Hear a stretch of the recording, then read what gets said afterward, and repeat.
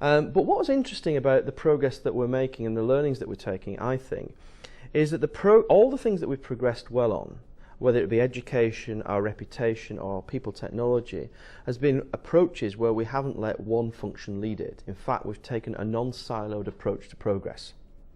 And I think there's a big learning in this, because when you look at the nature of many problems that exist in organisations, very few of them are neat.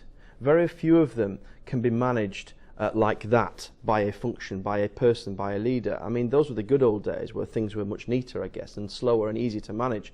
These days, most issues have to be managed like that across the organisation. So our approach has been, on every major challenge, to focus on it, understand the opportunity, and then to immediately set up a cross-functional team working on this, and the leadership can come from anywhere. And that's the approach that we've taken on technology. And as it happens in people technology, is a person who works in my team actually took the lead on people technology and had no technological background. But he had the ability to work and get those people working collaboratively so that people were not worrying about who was sitting where on the table. It was a joint effort. Now, we've gone even further than that, and it raises an interesting issue about outsourcing, is we now invite our suppliers that are linked to this project at the same table.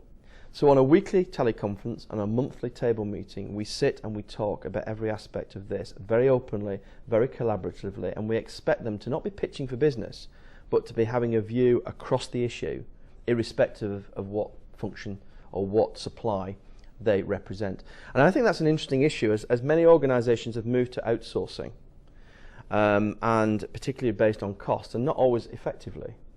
There is an issue that they could create even more silos, because by doing that, you're actually creating a silo of a separate organisation providing you with some services.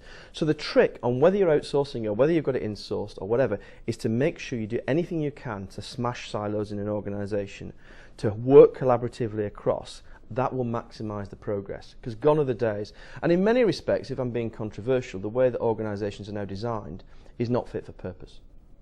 And in a way, and it makes me smile, you know, we often criticise the education sector for being behind the game. They've shown us the way in industry on many ways. They've merged degree content. So you now get degrees in marketing, communication and HR. You get degrees in business studies and this and that.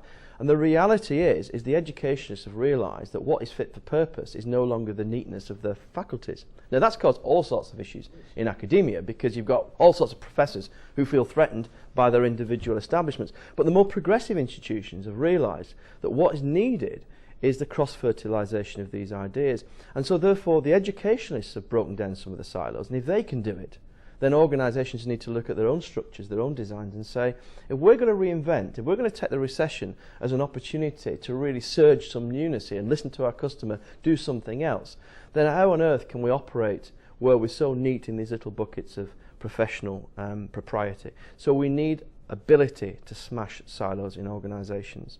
And I think, therefore, you've got to role model that, and you've got to show almost an unhealthy disrespect for the way in which organisations are currently structured. And that's why I made a comment earlier about job descriptions. Job descriptions and all of that has served its time. Now is the time to break down some of those moulds to make the progress that I think organisations are going to have to do, some of them to survive.